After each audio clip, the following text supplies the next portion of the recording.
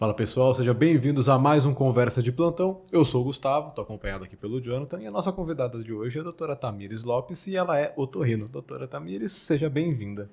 Obrigada, meninos. Gostaria de agradecer a participação ao podcast. Achei a iniciativa muito boa. Bom, eu sou a doutora Tamires, eu sou otorrino. Atuo em diversas áreas aqui, né, em diversos lugares aqui em São José. Estou aqui hoje para um papinho bem legal. Espero ajudar vocês aí. Com toda certeza vai ajudar. A gente agradece a sua disponibilidade de ter vindo. E vamos começar. Você quer começar fazendo as perguntas? Sim, vamos lá então. Vamos lá. A senhora pode começar se apresentando assim, de onde você é, até onde você fez medicina? Certo. Bom, eu nasci no Rio de Janeiro, né? Então eu sou carioca.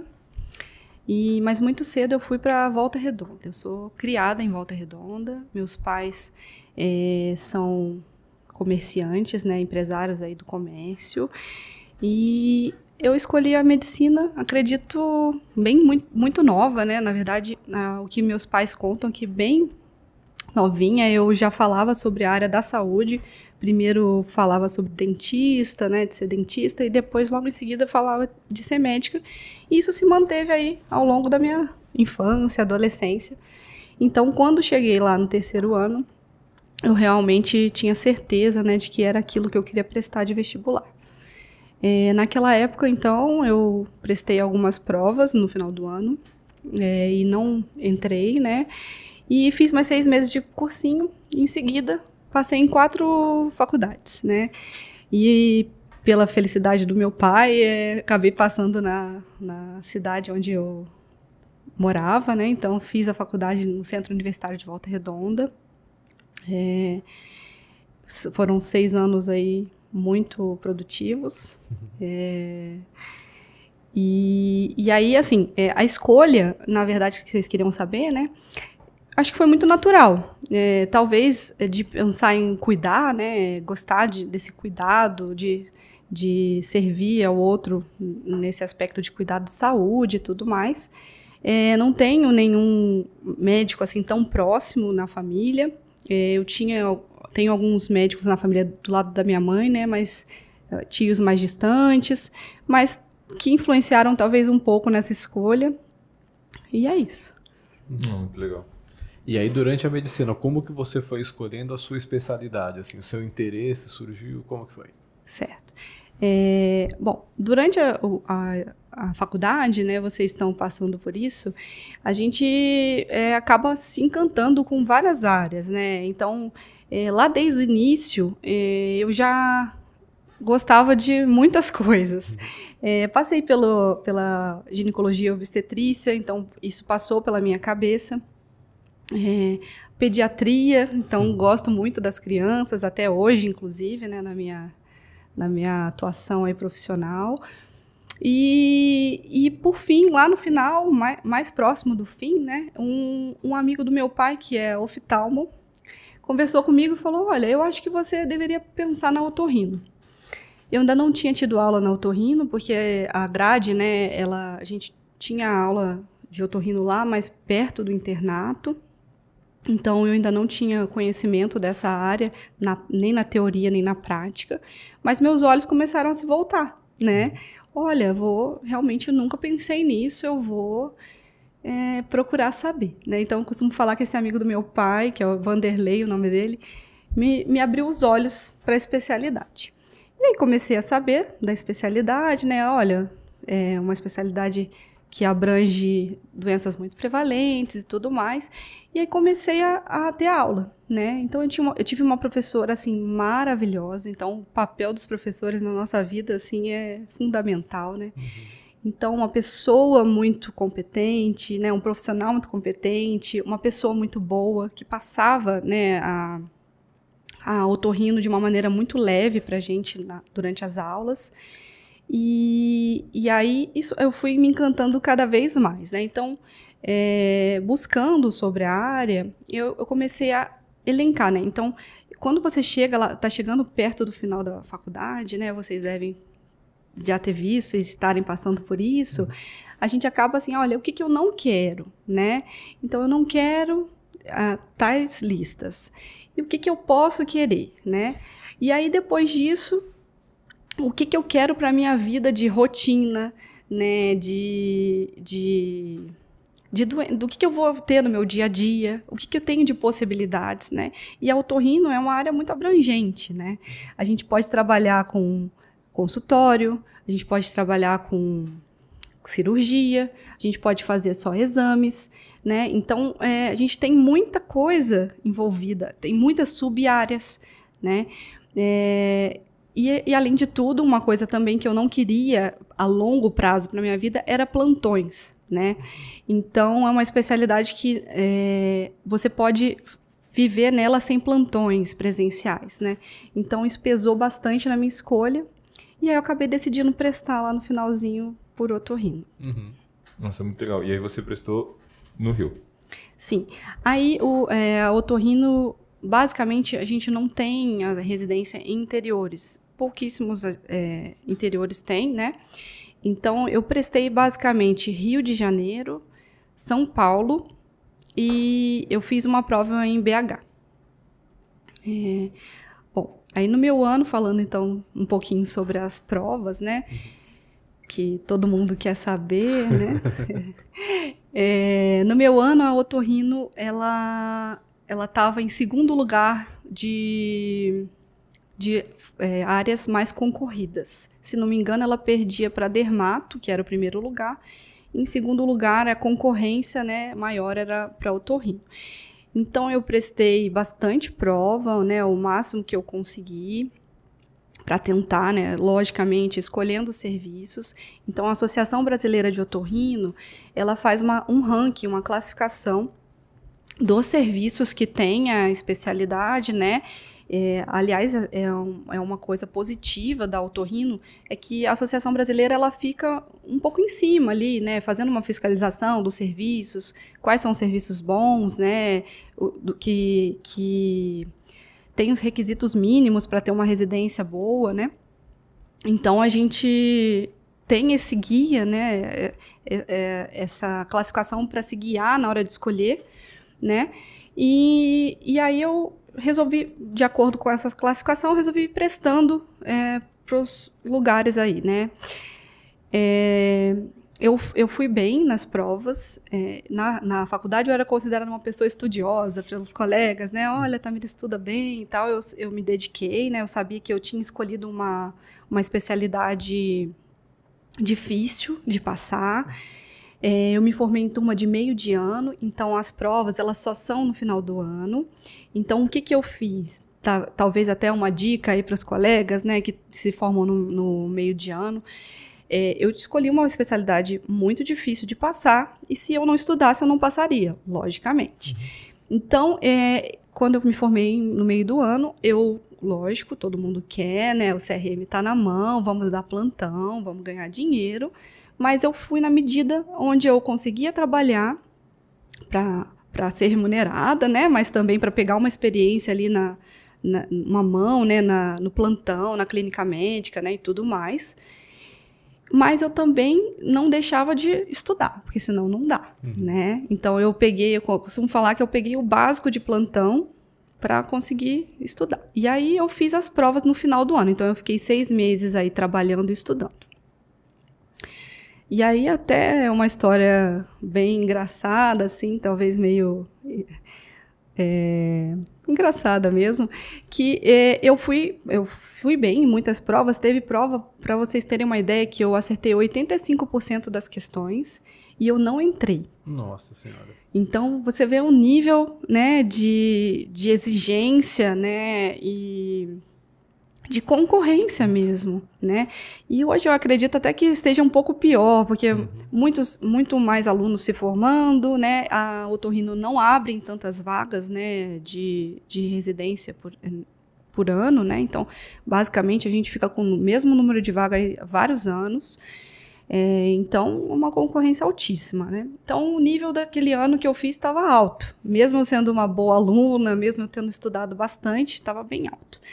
E não sei como é hoje, mas assim, lá no Rio a gente tinha uma prova que era SES Rio, que eram os hospitais do estado, E aí funcionava assim, você fazia a prova, tinha um ranking geral, e aí você presencialmente ia no que eles chamam de leilão, e você eles vão rodando a lista, chamando o nome, né, de várias pessoas, em ordem de chamada ali, né, de classificação, na realidade. E aí você vai levantando a mão e escolhendo os hospitais, né? Data show, slide com os hospitais e quantas vagas disponíveis, chama o nome por classificação, a gente levanta a mão e fala o hospital que quer ir. Eu tinha ido na primeira chamada, não tinha chegado no meu nome, apesar de ter ido bem na prova. Mesma situação, né, da outra que eu comentei, que acertei 85%. E aí, ok, estava tranquila, vida que segue, é uma especialidade difícil, fiz o primeiro ano, né, vamos tentar ano que vem, tudo mais. Me matriculei em cursinho, preparatório novamente, tudo certo, vamos continuar dando os nossos plantões, pouquinha coisa, para poder conseguir estudar. E aí, o meu marido, que na época era namorado, estava no Rio, fazendo o serviço militar, obrigatório, após a formação. Lá no Rio a gente tem isso com os homens, né? Uhum. E aí eu falei, era o dia da reclassificação, eu falei, vamos lá, eu vou lá almoçar, a gente dá uma passeada, mas eu vou lá na reclassificação, acho que não vai chegar em mim, né? Mas eu vou lá. E aí, chamou. Chegou, foi chegando, eu falei, meu Deus, não acredito, será? E chamou, né, eu escolhi o Hospital Central da Polícia Militar do Rio de Janeiro, tá?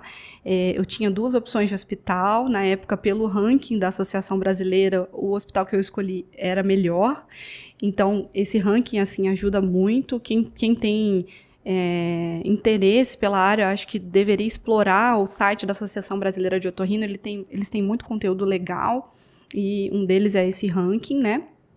E aí, eu escolhi por esse serviço. Então, entre choro de emoção, matrícula, e eu teria que estar lá no dia seguinte para começar a residência, né? Então, foi aquele susto, mas que a gente vê que todo o esforço, né, valeu a pena. E hoje não me arrependo, né? Hoje a gente vai falar sobre a minha área profissional ainda, mas eu também dou aula e é o que eu falo para os meus alunos, assim, estudem e trabalhem na medida certa, porque o time da residência é esse, assim, você acabou de sair fresquinho, né? Você ainda não ganhou tanto dinheiro assim, né? Então, vamos ganhar um pouquinho de dinheiro, mas vamos estudar também, né? Principalmente nessas especialidades muito concorridas, né? Então, foi assim a minha história, né? Entrei na residência e eu fiz no Hospital Central da Polícia Militar do Rio de Janeiro, que aí a gente vai entrar nesses detalhes aí, o que vocês querem saber. Muito legal, caramba. Muito bacana, né? Ainda mais quando você pensa, vou na reclassificação do leilão, você, vou dar uma passeada, brotar ali de boa, assim, cegado, mas... Exatamente. Aí sai com uma surpresa bacana dessa. Você comentou, né, da SES do Rio, a gente tem, não sei se você falou que era no Rio, era assim, a gente tem o SUSão, né, que é a SES São Paulo também, né, e aí tem o SUSinho também, que daí é da Secretaria Municipal de São Paulo, mas é nesse mesmo esquema também de leilão, de acordo com a classificação, é bem interessante. Não sei como está sendo feito agora, porque na época de pandemia virou online isso, né, do Covid lá, agora eu não sei se já voltou não, mas é nesse esquema aqui também. Que eu acho bem bacana, ser bem sincero. É interessante a ideia, né? Sim. É uma prova só, vai todo mundo junto ali, Sim. Põe no auditório, né? Você aqui, eu quero esse aqui, você já sai de lá com a alma lavada. Exatamente, exatamente. Muito bom. Bacana. A duração da residência, então, são 3 anos. 3 anos, acesso direto, né? Legal. Isso é bom. E aí você vê muitas coisas, né? A sua área é uma área que eu explorei pouco durante a faculdade, que a gente não teve tanta experiência com isso. Eu acho que seria legal você falar assim, quais são as áreas de atuação que um otorrino pode trabalhar. Certo. Bom, são 3 anos, acesso direto, né? Mas é uma área, como você falou, a gente tem um contato com o otorrino durante a faculdade, mas assim, é outro mundo. Quando você entra... Aí você começa a entender que, nossa, eu não sei nada, né? Eu preciso me aprimorar muito. Eu lembro, na minha residência, a gente entrava em 2 por ano, né? Então, era eu e a Gabriela, minha R igual, né? E a gente fez amizade, né? Ficou até hoje, e a gente estudava muito junto. Então, eu costumo falar que o primeiro ano foi uma ascensão de conhecimento absurda, porque a gente tinha a carga horária da residência, depois da residência a gente sentava e estudava, porque era tudo muito novo e a gente tinha tido muito superficial tudo, né? Então, a carga de teoria, lógico, a gente está falando de residência, muita prática, né? Muito colocar a mão, aprender a fazer na prática, mas a base teórica que a gente teve que ter nesse R1 foi algo absurdo, assim. Foi um crescimento absurdo. Lógico, a minha residência tinha uma parte teórica muito legal, a gente tinha seminários toda semana, discussões de caso, muito legal, assim, e tinha um olhar para essa parte teórica também, né? Não era só ensinar a prática, mas a gente teve que correr muito atrás, né? Sentar, ler livro mesmo, fazer resumo, né? Para aprender, aprofundar aquilo que a gente já sabia superficial, né? Então, esse R1 foi de muito crescimento teórico. E aí, depois, a prática vem vindo, né? Você me perguntou sobre a área de atuação. As áreas de atuação da otorrino são muitas. Falando de um otorrino geral, né? Então, eu saí, fiz os 3 anos e eu vou sair como um otorrino geral. O que eu posso fazer no meu dia a dia, né? Você pode fazer consultas ambulatoriais, né? Consultório, ou no caso de ambulatório SUS, né? Que você também é como se fosse um consultório, mas chama-se ambulatório, né? Porque está lá geralmente dentro do hospital ou de um centro de especialidades, né? Então, consultas eletivas. Você pode fazer uma agenda só de exames. Então, o otorrino tem alguns exames que a gente faz, né? Por exemplo, a nasofibroscopia, laringoscopia, videoendoscopia da deglutição. São exames que a gente, né, põe a mão na massa e faz. Então, a gente pode fazer isso junto numa consulta, ou eu posso abrir o exame, uma agenda somente de exames, né?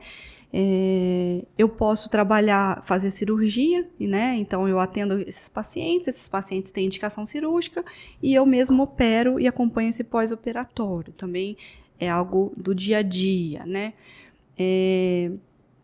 Basicamente isso. Plantão plantão presencial de otorrino existe em alguns hospitais, né? Mas é algo que é mais raro. Em geral, o que a gente faz é sobreaviso. Então, a gente tem um plantão à distância que o clínico, né, vai estar lá e ele vai julgar que é necessário um caso a mais, que ele não consegue dar aquele segmento, ou uma emergência, por exemplo, uma epistaxe, né, algo mais dramático, e aí ele vai acionar a gente no sobreaviso. E a gente vai ter que avaliar esse paciente. Basicamente, epistaxe, corpo estranho, né, então criança, bastante comum, coloca objetos nariz, garganta e ouvido, né? Então, basicamente seria isso, no dia a dia. Agora, as áreas de atuação, aí a gente está falando de um leque absurdo na otorrino, assim. A gente pode ser médico do sono, né? Que é uma área que eu gosto bastante. Eu fiz um curso de sono, medicina do sono, uma capacitação em medicina do sono no Instituto do Sono, em São Paulo. Então, é uma área bem ampla também, que a gente pode tratar tanto o que é mais comum no dia a dia nosso, né, de queixa, que seria a apneia do sono, mas existem outros distúrbios do sono que a gente também pode se especializar neles e tratar, né, que foi, no caso, essa capacitação que eu fiz. A gente pode se especializar em, por exemplo, só laringoscopia. Então, tem médicos que... laringoscopia não, desculpa. Laringe, né? E tem médicos que fazem só a área de laringe, então se especializam mais nesse ramo, né? Cirurgia de base de crânio, então aqueles acessos para tumores de hipófise, ressecções de tumores mais amplos nasais, tudo isso está nessa especialidade, né? Subespecialidade. Tem a parte da plástica, né? Então, cirurgia plástica facial, rinoplastia e outras, né, da face, que também é uma área de atuação. Que mais? A otorrinopediatria também é uma área que né, se especializa só em pediatria. Tem colegas que fazem aqui em São José, inclusive. Foniatria também é uma área interessante, né? Então, pacientes com distúrbio de linguagem, né? Também é uma área muito interessante. Até na nossa região até falta profissionais, né, com essa subespecialidade. Então, é um leque assim muito grande de possibilidades, né? É uma especialidade que já por si só, né, otorrino geral já é dinâmica, né? E aí você ainda pode se especializar muito mais em muitas mais coisas, né? Então, eu sou suspeita, porque eu adoro o que eu faço. Eu fui muito feliz na minha escolha, né? Então, eu só vou falar bem aqui, só vou falar os pontos positivos. E aí um outro caminho, né? Seria ser professora, né? Que é o que depois eu escolhi. Eu acho que aí você chega no ápice, vamos dizer assim, né? Eu aprendi, eu tive aqueles que fizeram diferença na minha vida e agora eu vou tentar passar um pouco, né? Quem sabe inspirar um pouco outros mais jovens aí na medicina, na otorrino. Não só na otorrino, né? Eu falo que eu atendo otorrino lá com eles, né? Eu dou aula de otorrino para os alunos lá na Unital. Mas a gente conversa sobre vários assuntos. Eu acho que eu tento buscar assim umas conversas que faltou para mim, né? Assim, eu olho para trás, poxa, ninguém me explicou como é que ia ser quando eu acabasse de formar. Eu me formei agora para dar entrada no CRM, como é que é? Sabe? Assuntos básicos que talvez vão fazer diferença na vida daquele aluno, né? Então, não só ensinar otorrino, né? E tentar inspirar para a minha área, mas também outros assuntos diversos, né? Então, hoje em dia, eu também tenho essa área de atuação aí de ser professora, né? E passar conhecimento. Nossa, muito legal. E como que é estruturada a residência? Então, você falou que o primeiro ano ele é bem teórico, uma base bem boa. E aí tem alguns procedimentos que são exclusivos do ano, que vocês vão pegando mão, e aí, por exemplo, o R3 vai fazer mais do que o outro e tal. Ou é mais assim, por exemplo, o R2 mais ambulatorial, R3 mais cirúrgico? Como que funciona essa divisão lá onde você fez, né? Não necessariamente. Lá no Rio, né, de uma maneira geral, eu acho que funciona mais ou menos igual ao que foi para mim. Eu não sei como é que é nas outras, né? Mas acredito que seja algo parecido. O R1, então, na verdade, assim, essa questão teórica que eu falei foi uma necessidade minha, né? Eu posso falar da minha colega que estava junto comigo, porque a gente estudava sempre juntas, né? Mas não sei se é uma realidade de todo mundo. Na minha residência, a gente tinha, toda semana, a gente tinha um seminário que a gente chamava. Então, falando da parte teórica. Isso para todos os R's, né? R1, R2 e R3. Então, a preceptora, ela dava um tema, e aí, esse tema, por exemplo, eu era responsável. Então, vamos supor que essa semana era eu, e a gente montava questões baseadas nesse tema, para os outros colegas responderem, e depois a gente, no encontro presencial, a gente fazia a discussão desse tema, né? Com as respostas e discutindo a teoria. Então, toda semana eu tinha uma carga teórica obrigatória da residência em si, né? Fora o que eu estudava, porque aí vai aparecendo casos no ambulatório, né? E que você talvez não tenha tanto conhecimento no assunto, e aí você vai para se aprofundar. Então, paralelo ao que eu tinha de carga obrigatória, também tinha as outras coisas, né? Então, funcionava a parte teórica assim, a parte teórica foi assim, do início ao fim. Então, o que eu tinha de obrigatório, né, vamos dizer assim, tinha as avaliações teóricas também. E aí, no R1, a gente tinha, assim, essa separação de procedimentos, né? Então, a gente aprendia como era atender ambulatorialmente aquele paciente, então a consulta ali, né, o exame físico daquela consulta. A gente tinha também a gente separava as agendas de exames Então, hoje, na prática, só para fazer um link, na prática você pode fazer, por exemplo, um exame dentro da consulta. Então, vamos supor que você tem uma queixa nasal, que eu acho que eu preciso fazer um exame de nasofibroscopia, e hoje, se eu tenho o aparelho disponível, eu posso resolver o seu problema ali naquela hora, né? Então, eu consulto você, já acho que você tem indicação desse exame complementar, eu já faço o exame e já chego numa conduta. Lá na residência, a gente separava isso porque era mais fácil ensinar. Eu acredito que né? Não sei porque eles que separavam, mas eu acredito que era mais fácil para ensinar. Então, um dia você está ali no ambulatório, tem um dia que você está no exame. Então, isso já desde o R1, a gente aprendia a fazer exames basicamente, né, de laringoscopia e de endoscopia nasal ou nasofibroscopia. Então, a gente tinha essa rotina já desde o R1.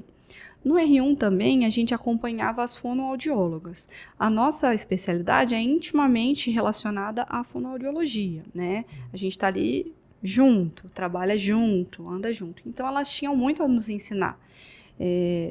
Eram todas fonoaudiólogas muito experientes, né, na área de audiologia, né, audiometrias, bera, imitanciometria, esses exames todos, elas eram muito experientes, então elas ensinavam muito.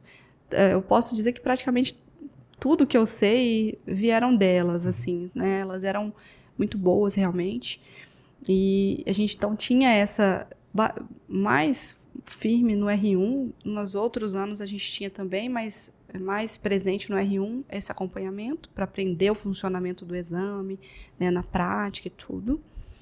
E aí as cirurgias a gente acabava setorizando. Então, basicamente, assim, as cirurgias do R1 eram a cirurgia de amígdala, adenoide, acho que tubinho de ventilação também a gente fazia no R1. E aí no R2 a gente já passava para os narizes, septo, turbinectomia. E no R3 as cirurgias um pouco mais complexas. E a gente sempre ia em dupla. Eles tentavam colocar a gente sempre assim, com um R+, com um R-. Porque aí o R+ aprendia também, né? Sempre tinha um staff. Eu fiz... vocês devem ter conversado com muitos profissionais sobre muitas residências, né? Então, sempre tem os seus problemas, né? E um dos problemas é não ter preceptor. Às vezes o residente ele fica um pouco sozinho, né? Eu não tive esse problema porque eu fiz residência num serviço militar. Então, sempre tinha alguém. Era obrigatório ter, né? Eles têm uma carga horária que eles precisam cumprir, né? Então, sempre eles tentavam colocar um R+, um R- e o preceptor. Legal. E aí todo mundo ganha, né? Porque o R1 está aprendendo e o R2 está ensinando e aprendendo de novo, né? Então, era muito legal. Eu passei por uma crise no meu, acho que R1 ainda, eu acredito que sim. Teve uma crise bem importante financeira no estado do Rio, então a gente sentiu um pouco, né?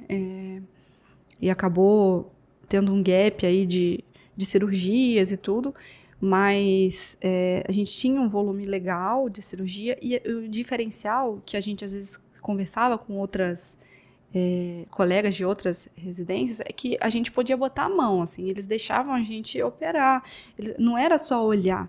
Na grande maioria das vezes a gente foi para a prática mesmo, né? Eu costumo falar que a gente saía um otorrino arroz com feijão, pelo menos, sabe? Operando, pelo menos, o que é o mais frequente no dia a dia do otorrino, né? Com segurança, né? Então, um ponto muito positivo da minha residência, né? E a gente também tinha na residência os sobreavisos.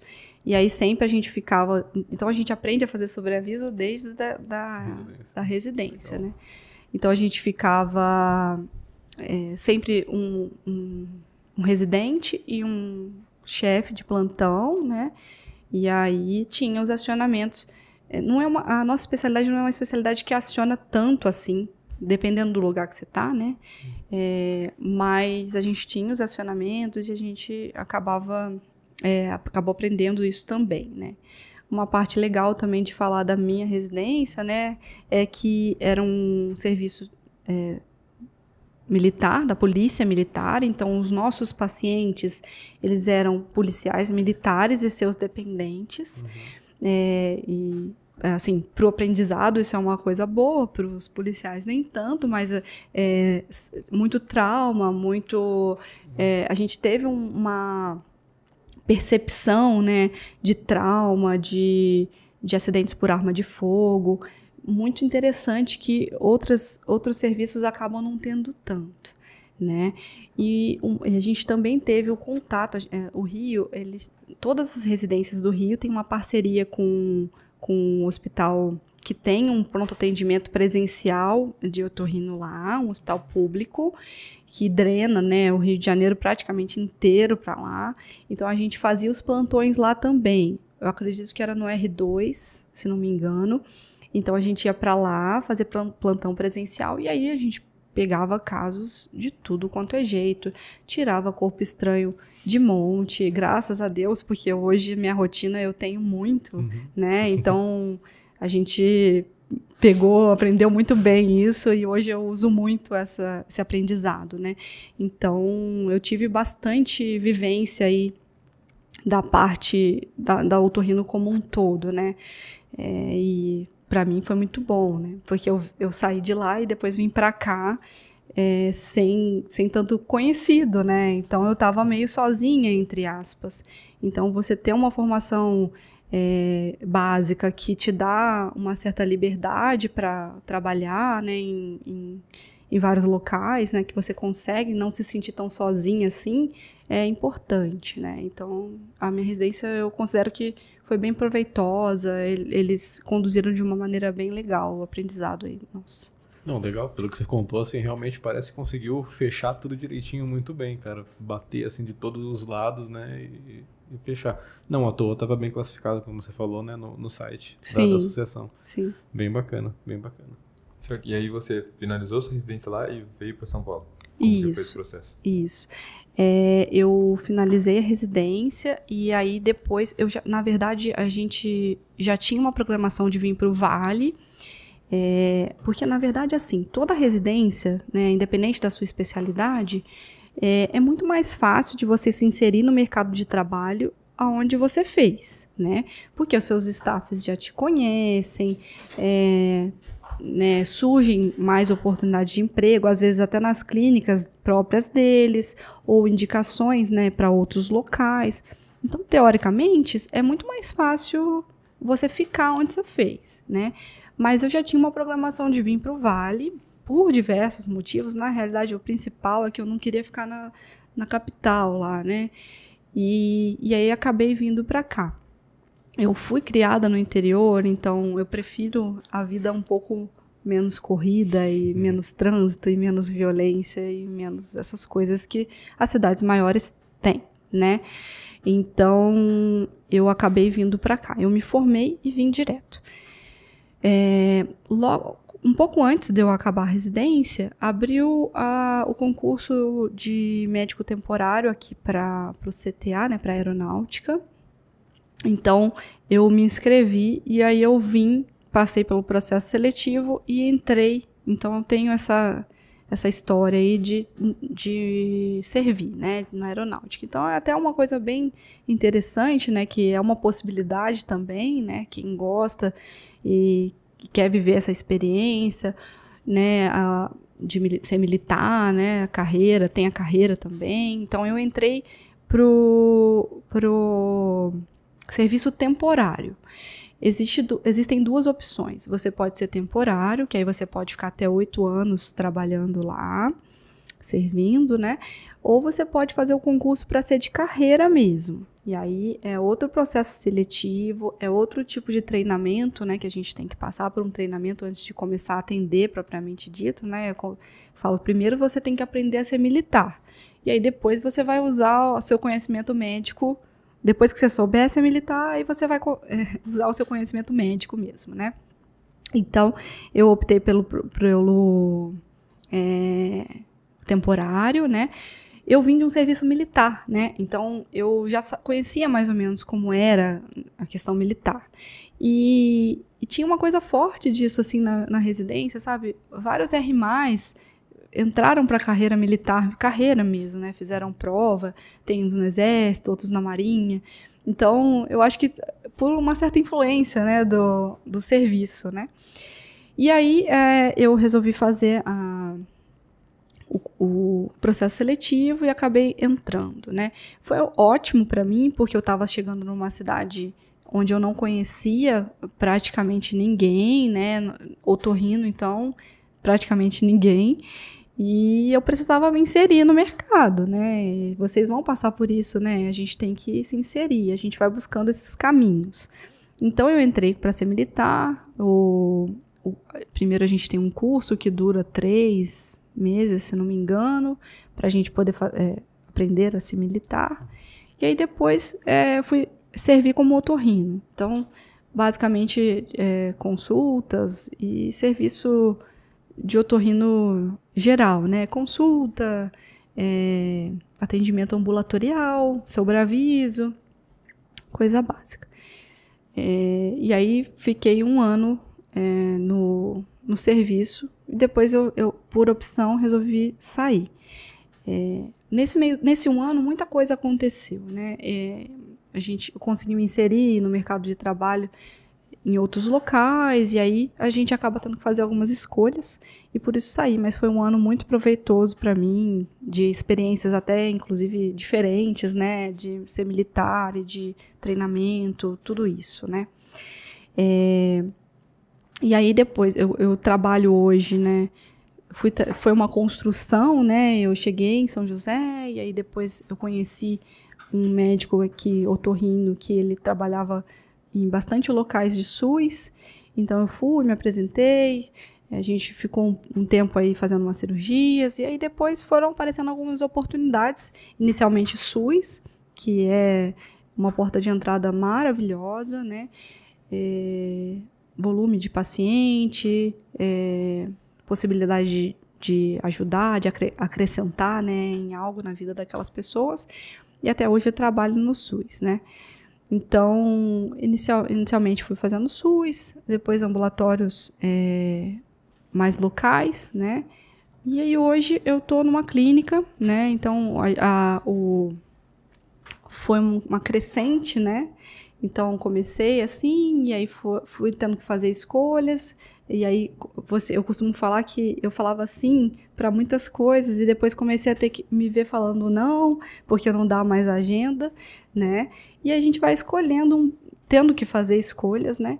E hoje eu tô na Clínica Opus, né? Que hoje eu sou sócia mesmo da clínica, né? Com uma cartela grande de convênios. Então, hoje a gente...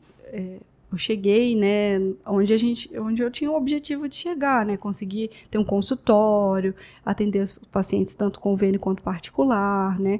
Eu ainda atendo no SUS, ainda faço sobreavisos, né, de alguns hospitais, tanto do SUS quanto particular aqui em São José, né, mas a vida ficou um pouco mais organizada, vamos dizer assim, né. Você vai construindo para chegar onde você quer, né, organizar.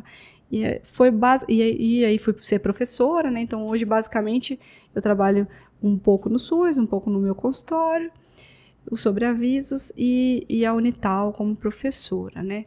Uma coisa interessante também da clínica, né? Agora falando um pouco da minha clínica, né? Essa questão do pronto atendimento, né? A gente fala, não tem plantão. A gente criou o pronto atendimento, né? Então as queixas otorrinolaringológicas num hospital, num pronto-socorro, estima-se que uma média de 80%, 85% são queixas otorrinolaringológicas. Então, quando a gente tira um pouco, né, esse foco do hospital e traz para um pronto atendimento próprio, por exemplo, que é o que a gente faz lá, além do paciente, né, ser atendido de imediato por um especialista, que é muito bom, né, desafoga um pouco o hospital, gera menos fila de espera também para o paciente, né? Então, se eu vou pensar no alto inverno aí, que tem muito vírus circulando, e que às vezes os hospitais têm uma fila de 2, 3 horas de atendimento, a gente consegue minimizar absurdamente isso lá na clínica, por exemplo. Então, a gente tem lá o serviço de pronto atendimento e também tem as consultas eletivas para queixas, né, a gente costuma dividir, né, o pronto atendimento, queixas mais agudas e as consultas eletivas para queixas que a gente vai demandar mais acompanhamento, né, tratamentos mais prolongados. Então, é uma coisa bem interessante que a gente estruturou lá e que funciona muito bem na prática. E aí, também falando da dinâmica da rotina, tem dia que eu posso atender só lá no pronto atendimento, eu quero ver fichas, pacientes que são mais agudos, que eu vou tratar ali, e outros dias eu tô lá com meus pacientes que querem acompanhar o ronco, que tem uma rinite para ser tratada, né, ou que vão operar um desvio de septo.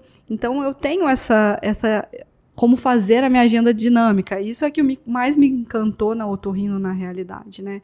Eu nunca faço a mesma coisa todo dia. E às vezes faço 2, 3 coisas no mesmo dia. Então é maravilhoso, né? Como eu volto a falar, eu sou suspeita, né?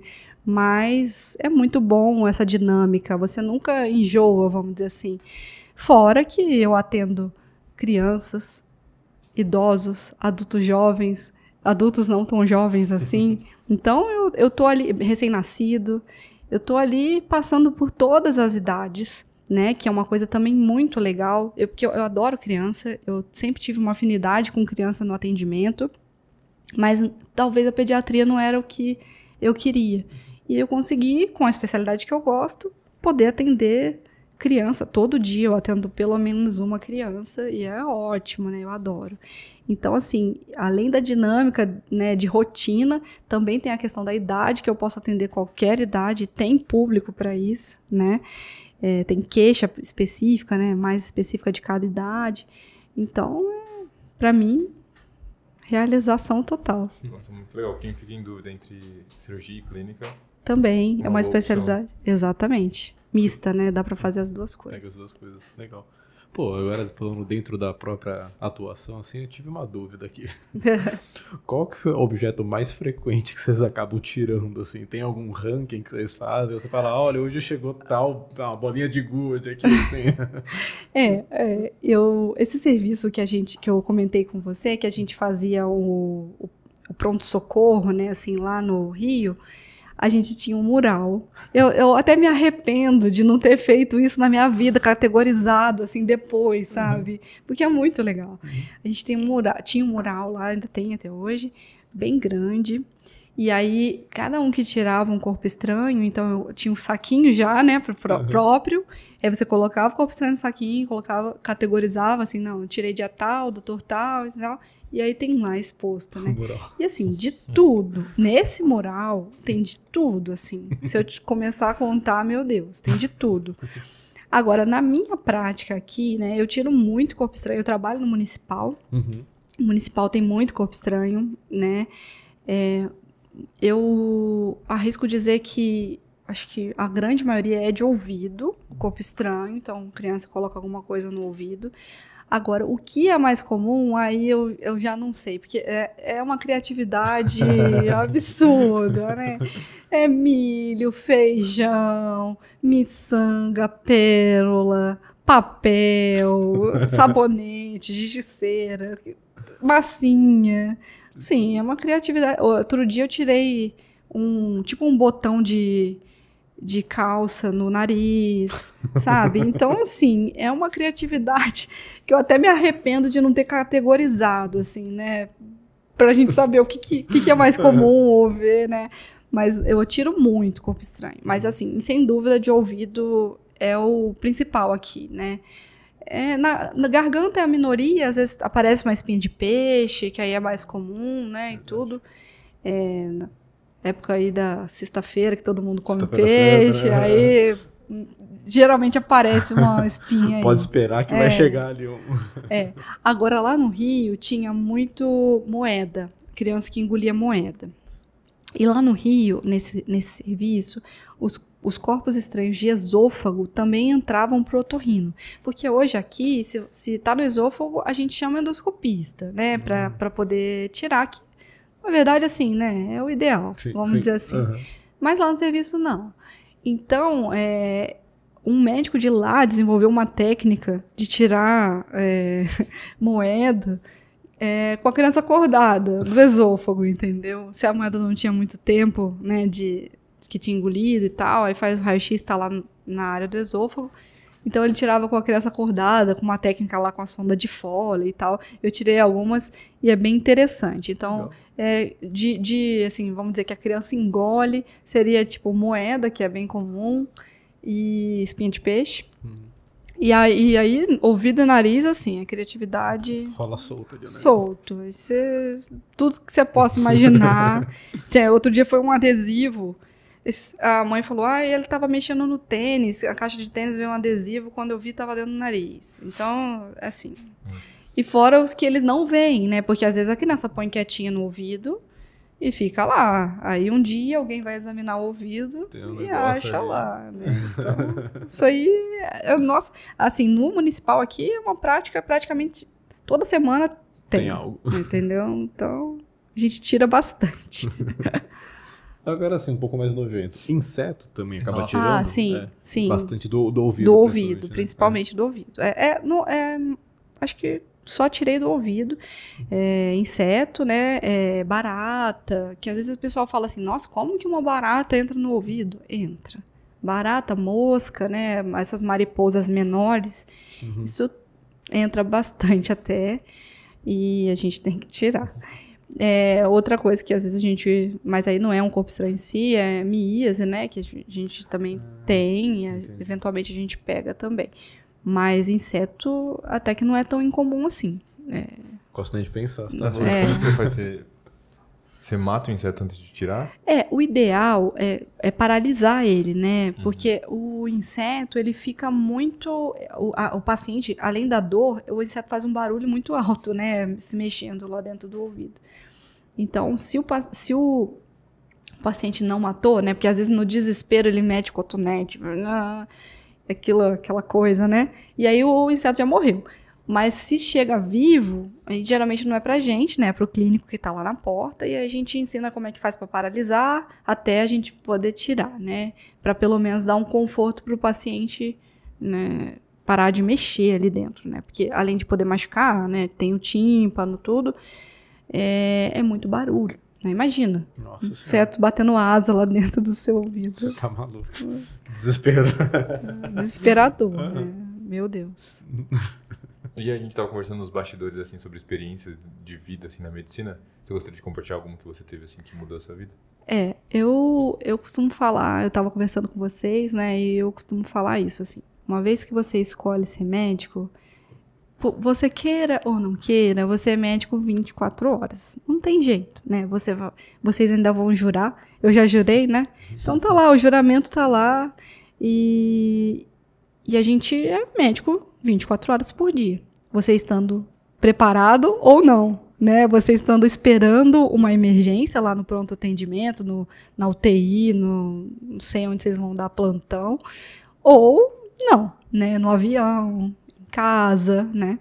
E eu costumo falar assim que eu tenho certeza que eu já fiz diferença na vida de muitas pessoas, né? Porque eu já vai fazer 10 anos de formada, né? Ano que vem agora. Eu faço 10 anos de formada, então nesses 10 anos eu tenho certeza absoluta que eu fiz diferença na vida de alguém, mas diretamente, assim, se eu não tivesse lá, essa pessoa poderia não estar mais aqui, é essa história que eu vou contar para vocês. Eu morava num apartamento aqui em São José, né, então eu já morava aqui, e eu morava num apartamento e eu tinha uma vizinha de porta, porta com porta. E assim, a gente se falava, oi, né, bom dia e tal, mas a gente não era amiga, a gente só tinha aquela relação de corredor, de se encontrar no elevador e tudo. Eu acho que ela nem sabia que eu era médica, para vocês terem uma ideia, né, o casal, né, eu falo ela, porque foi ela que estava mais ali na hora, mas o casal. E aí um dia era um sábado, eu lembro como se fosse ontem, né, já tem alguns anos isso. Era um sábado e eu estava em casa fazendo almoço. E a minha cozinha era próxima à porta do meu apartamento de entrada, né? E aí eu comecei a escutar um barulho alto, assim, no hall de entrada, assim, né? E parecia pessoa gritando, assim. E aí aquilo, né? Você liga um radar e em segundos você pensa, eu abro ou não abro a porta? É algum assunto que eu posso interferir ou que eu não posso, né? E aí eu escutei assim, ela tá mole, ela tá molinha. E eu falei, opa, tem alguém passando mal. Abri a porta. Quando eu abri a porta, era o casal do lado da meu vizinho de porta. E assim, a filhinha deles era uma criança bem sorridente, assim, bem simpática, né? E desde bebezinho. Então a gente se encontrava no elevador, aquela coisa toda. Aí ela sempre sorria, sempre dava um tchauzinho. Então ela já era uma criança carismática, né? Apesar da gente não ter aquela amizade, proximidade, mas era uma criança carismática, né? E, então a gente conhecia, sabia quem era, né? E tudo. E aí, quando eu saí, a criança estava passando mal. Só que ela estava no colo da mãe, virada assim para frente, então eu não conseguia ver o rosto dela. E a mãe gritando, o pai pegando as coisas, saindo apressado. E eu falei, o que ela tava... Aí ela me entregou. A criança, ela me deu uma criança na mão. Ela não sabia que eu era médica. Para você ver, assim, o desespero, né?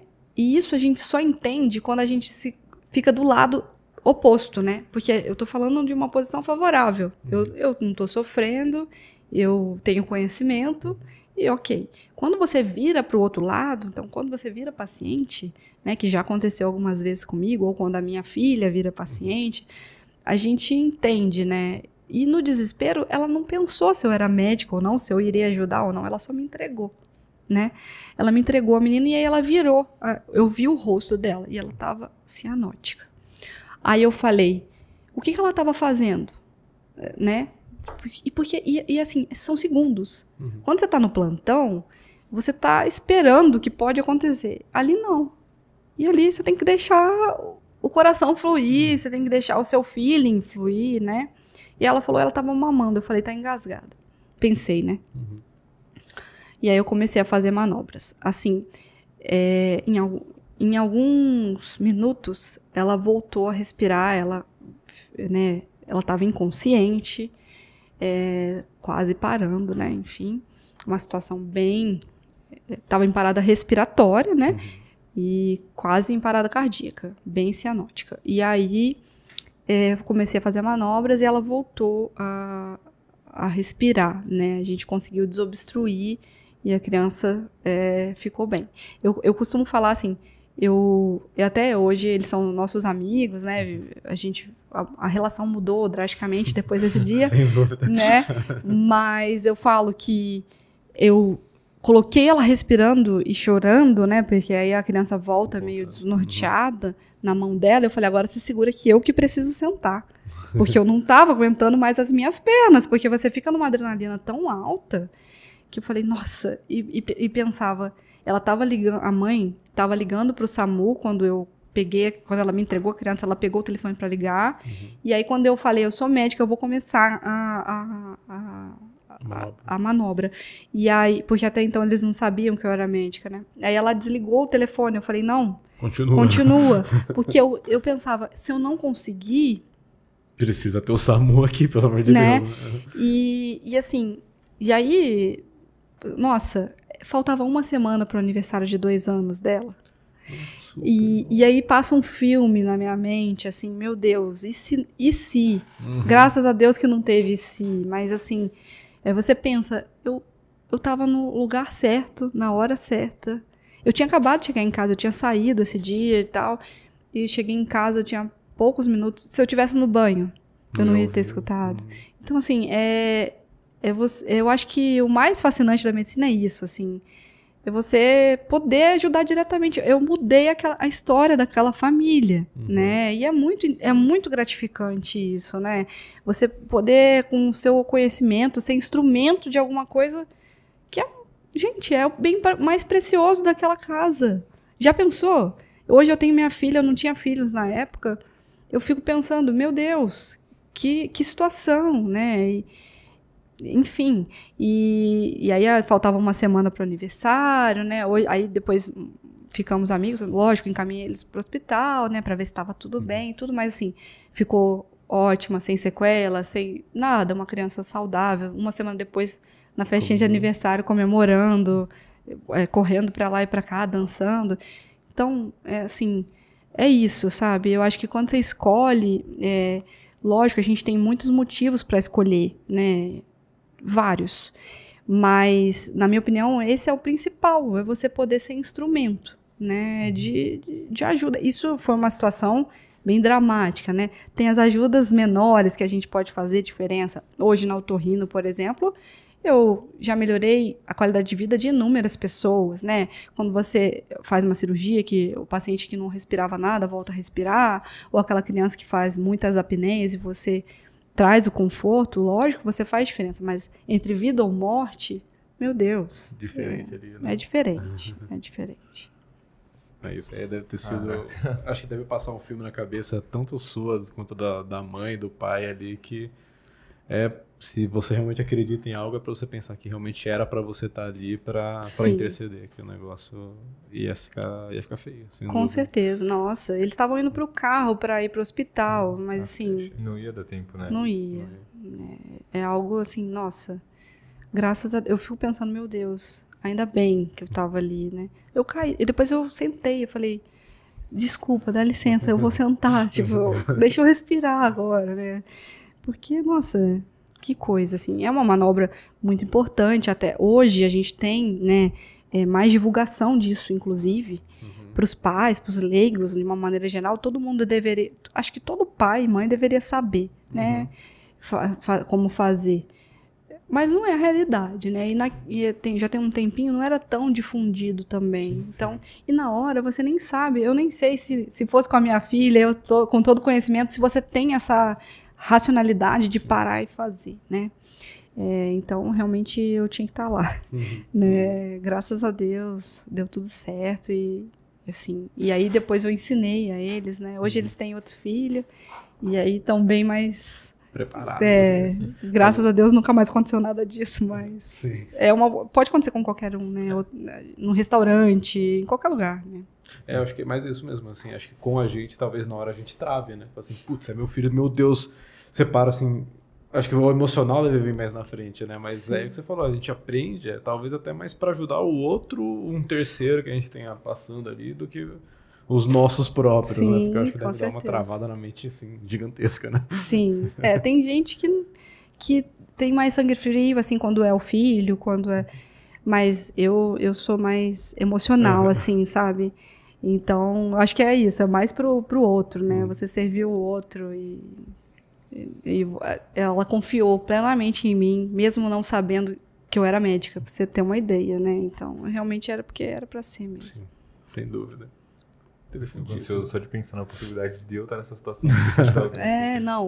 Quando aconteceu, aí eu contei para vários colegas, né, e todo mundo, nossa, mas o que você fez? Tipo, como se a pessoa não soubesse, né?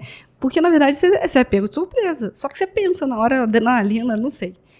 Eu não sei te explicar, assim, em palavras, né? É só sentir. Se você tiver que fazer, vai fazer, né? Às vezes acontecem essas situações em avião, por exemplo. Tem algum médico... Eu, quando era estudante de medicina, também eu estava numa viagem de avião e aí o piloto falou, tem algum médico a bordo? Algum médico a bordo? Aí a minha mãe estava comigo, né? Mãe, né? Aí falou, olhava para mim, eu não sou médica ainda, calma, né? Você pode até ajudar. Se fosse uma situação onde não tivesse ninguém, né, nenhum médico ali, eu poderia dar alguma orientação, né? Mas aí nesse voo tinham 4 médicos, e aí os 4 médicos levantaram para atender uma crise convulsiva, e a gente teve que desviar a rota para pousar para dar suporte a esse paciente. Então, assim, você é médico em qualquer lugar, né? E aí eu vou resolver desse jeito e vai, sabe? Não tem como explicar muito como é que é. A gente fica ansioso porque você sente a emoção na fala do outro, né? Vocês estão sentindo a minha emoção contando, né? Mas só vivendo. Isso é muito legal. Que é um décimo, né? Da emoção, acho que do dia, sem dúvida alguma. E aí, pensando até, você falou que você ajuda bastante gente, indiretamente não assim, mas em uma escala de maior conforto, né? Não ali salvando, né? Você consegue aplicar bem, assim, em termos de qualidade de vida, essa parte do sono? Você consegue ter bastante campo para trabalhar aqui em São José? Sim, tá crescendo um pouco, né? Porque a minha capacitação em sono foi um pouco mais recente. Eu já estava atuando e tudo, então acaba que ainda está crescendo, né? Essa referenciação de pacientes e tal. Mas sim, a queixa principal para a gente é a apneia, né, para o otorrino, porque existem outras especialidades que podem trabalhar com sono, neuro, psiquiatra e tudo mais. E aí trabalham outras queixas mais comuns. Então, por exemplo, vamos supor, o neuro talvez ele não pegue tanta apneia igual eu pego, e eu não pego tanta insônia igual ele pega, né? Entendeu? Então, porque o paciente, historicamente, vamos dizer assim, ele já está habituado a algumas coisas. Então, insônia, eu não consigo dormir, eu acho que é o neuro. Eu ronco, eu acho que é o otorrino, né? Então, tem essa separação do próprio paciente mesmo, né? Apesar da gente, quando você faz a capacitação, dura 1 ano, e a gente passa por basicamente todos os distúrbios do sono, né? Então, por exemplo, eu poderia tratar uma insônia, né, também, mas não chega tanto. E às vezes, o que mais chega é a apneia, né? E assim, pensando no paciente que tem uma apneia grave, por exemplo, né, a qualidade de vida, quando a gente trata, vai lá em cima. Um paciente que não tem um sono reparador, né, que está sempre cansado, sonolência diurna excessiva, aquele paciente que às vezes até traz dependendo da função do paciente, traz até um certo risco, né? Eu tenho um paciente que é caminhoneiro e ele já teve vários acidentes por conta de distúrbio do sono, né? Ele não consegue fazer um sono reparador, faz muitas apneias, e aí no dia seguinte, muito sono, déficit de atenção, dorme no volante e faz, né? Tem um acidente, põe a vida em risco, né? Então, quando a gente faz um diagnóstico e trata esses pacientes, falando da apneia, que é o mais comum, que chega para mim de queixa, nossa, a qualidade de vida aumenta muito. O meu pai, eu tenho um exemplo dentro de casa, né? O meu pai tem uma apneia, foi um pouco difícil a adaptação no início para ele, né? Do CPAP, ele teve indicação de CPAP, mas hoje que ele é bem adaptado, o CPAP, ele esquece tudo, menos o CPAP. O CPAP vai com ele para tudo quanto é lugar.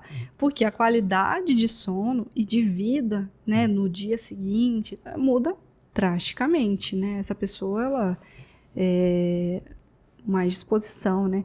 E fora isso, a gente diminui muito o risco de outras comorbidades, né? Porque falando de apneia um pouquinho, entrando na doença, que não é esse o foco, mas... Fica à vontade.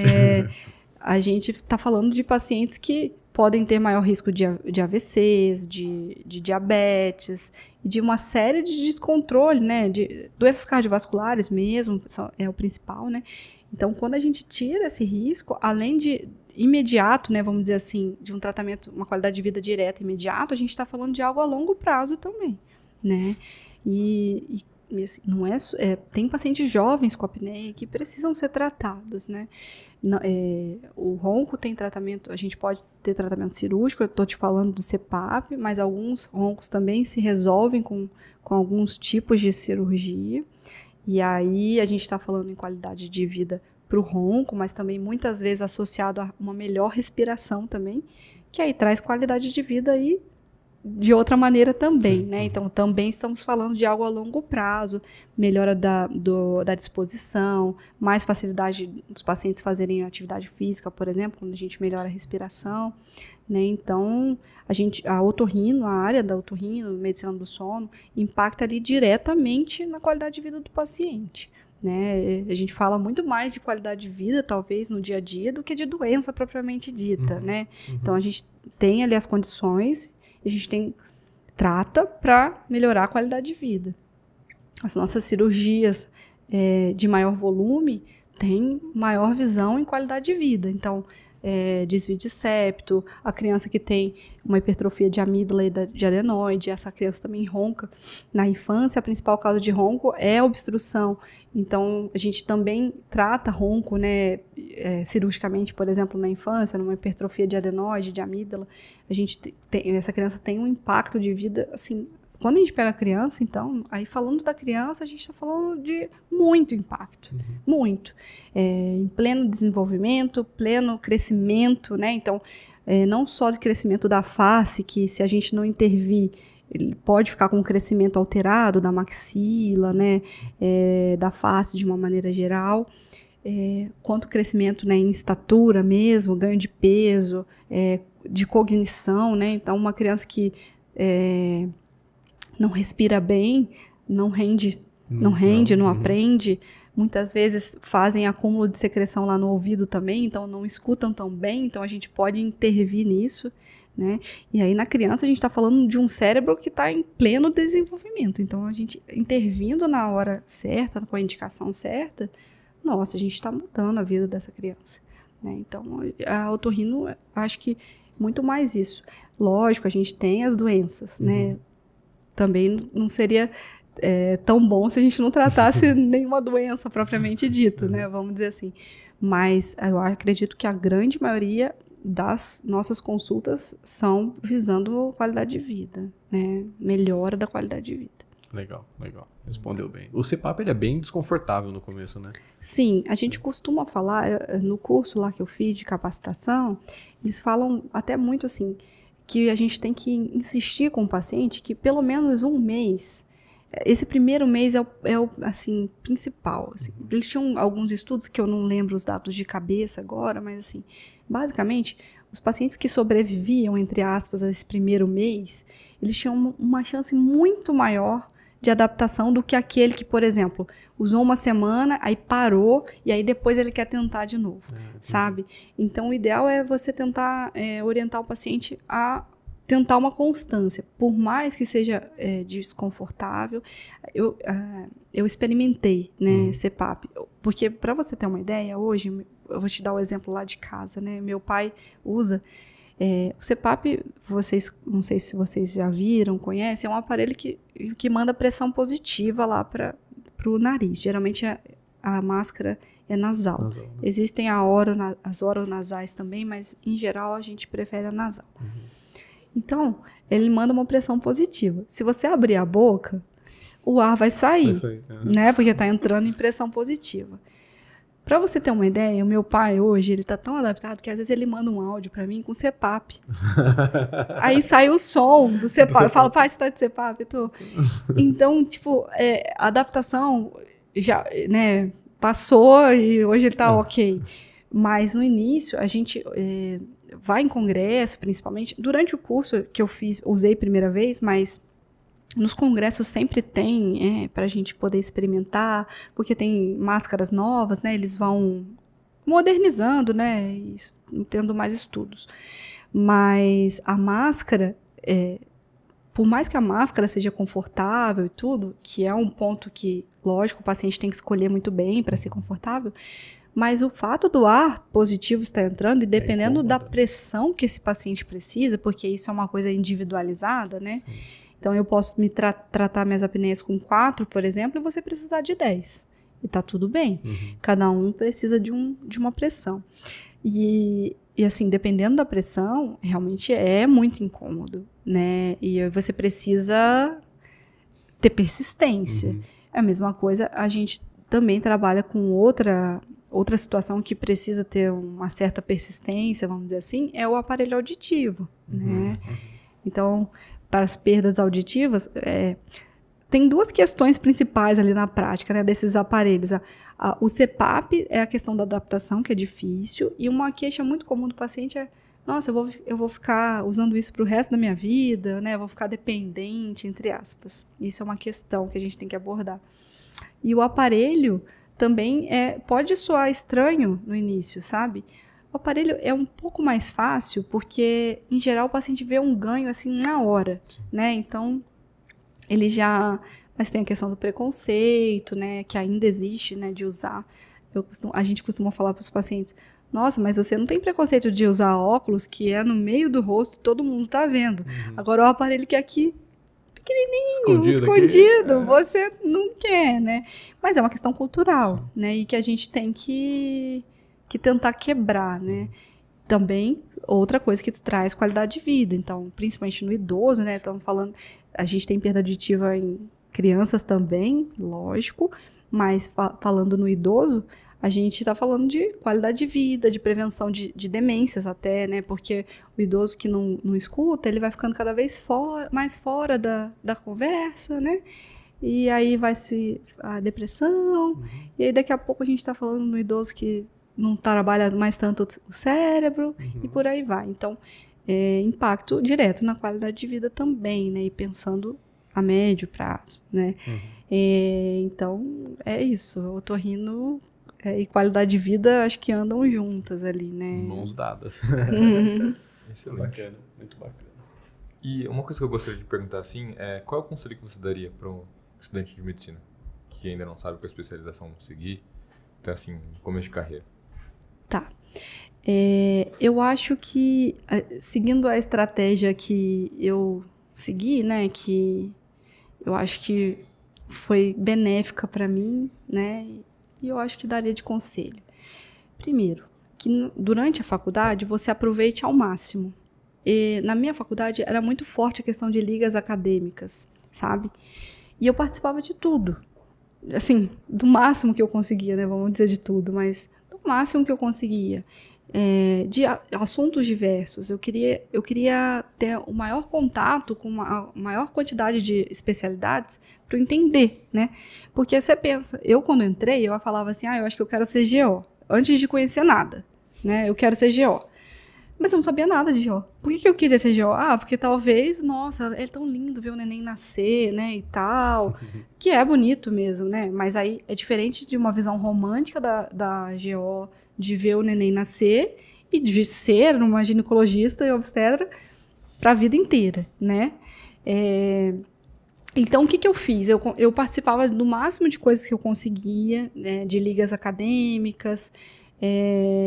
A gente tinha também forte na faculdade iniciações científicas, então projetos de trabalho científico, então eu acabei fazendo alguns em várias áreas também. Eu fiz na otorrino também, mas para o final, quando eu comecei a me interessar mais, né, eu fiz. Mas lá no início, o que a gente, eu não sei se é assim com vocês, mas o que foi comigo, eu acho que com a maioria, a gente, quem não tem uma influência, né, em casa, como eu não tinha nenhum médico em casa, né, meus pais não eram médicos e tudo, você vê o mais global, assim, GO, cardiologia, né, tipo, o mais global, o que é mais comum as pessoas irem, né, vamos dizer assim, e tudo.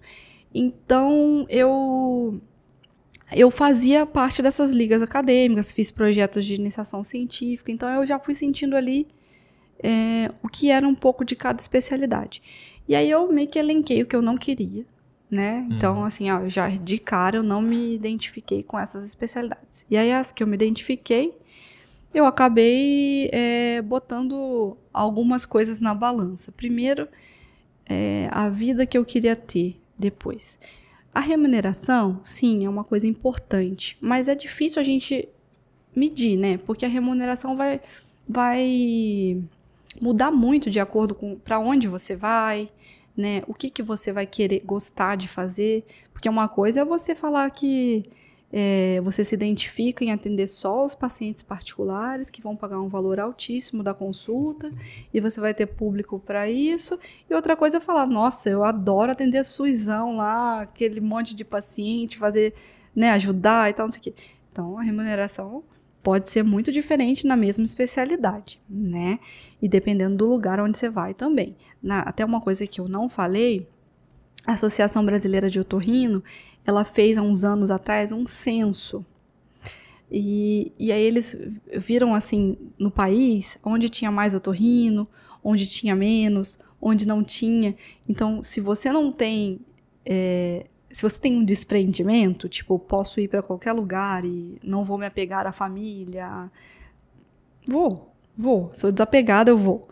Tem muito lugar no Brasil que tem 1, 2 otorrinos ou não tem. E talvez nesses lugares você consiga crescer de uma maneira maior ou ter mais pacientes, enfim, uma série de possibilidades. Então, remuneração é algo que você tem que pensar mais ou menos, na minha opinião.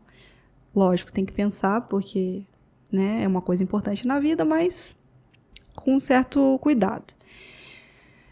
Aí eu pensei no que eu queria de qualidade de vida. Então, eu sempre quis ter filho, por exemplo. Então, a gente sabe, né, a mulher ela tem que parar um tempo depois que a gente tem filho. Então, qual a especialidade que talvez iria me dar essa possibilidade ou não, que ia ser mais difícil, tudo isso.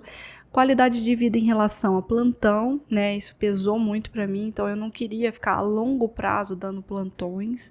Graças a Deus há quem goste, né? O intensivista, eu quero minha vida inteira dar plantão na UTI.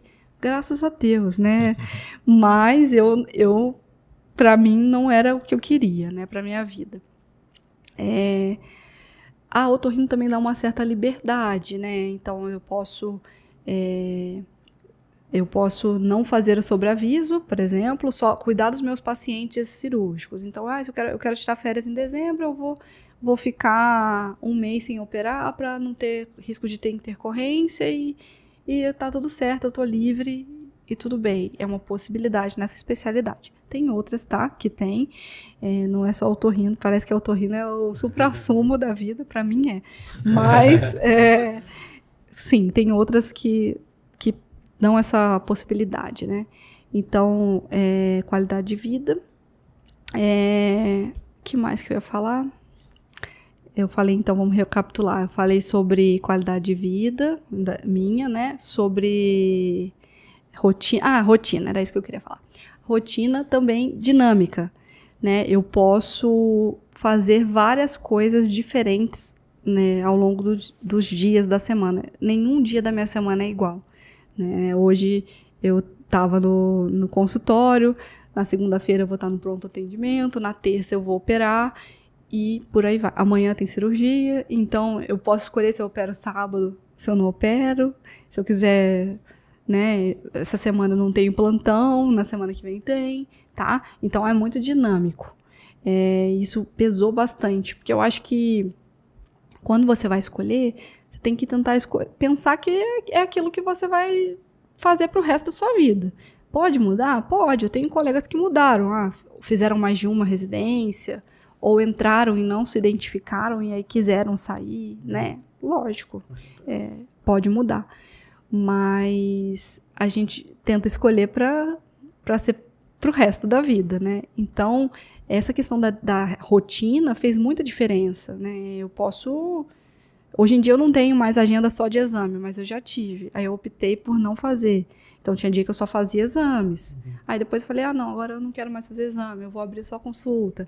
Então, eu tenho essa dinâmica, né? E ser professora também, mas isso aí pode ser em qualquer área, né? Qualquer especialidade. Então, é basicamente isso.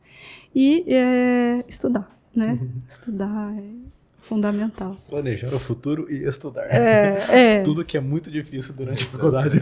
Muito difícil. E agora vocês estão na reta final. Nossa, não aguento mais essa expressão reta final. Não surte. Não, sempre tem um surtinho, né, da reta final, mas vai estar tudo certo. Tá? Já deu. Você tem algum anestesista preferido, assim, para operar com você? Tem. Tem, né? Tem, olha, modéstia à parte, meu marido excelente, né? Excelente anestesista, já esteve aí conversando com vocês, mas realmente é muito profissional, né, e assim, faz muita diferença isso pra gente, pro cirurgião. A gente tem a oportunidade, né, de fazer alguma cirurgia juntos. Eu opero, outros anestesistas também fazem anestesia para mim, lógico, mas assim, é fundamental essa relação. Eu conheço muito anestesista, né, tem um viés aí, mas é fundamental, assim, uma boa anestesia, nossa, impacta diretamente na nossa qualidade de cirurgia também, né, falando da otorrino, que é uma área que sangra, né, então falando, por exemplo, em cirurgia nasal, que a gente trabalha com...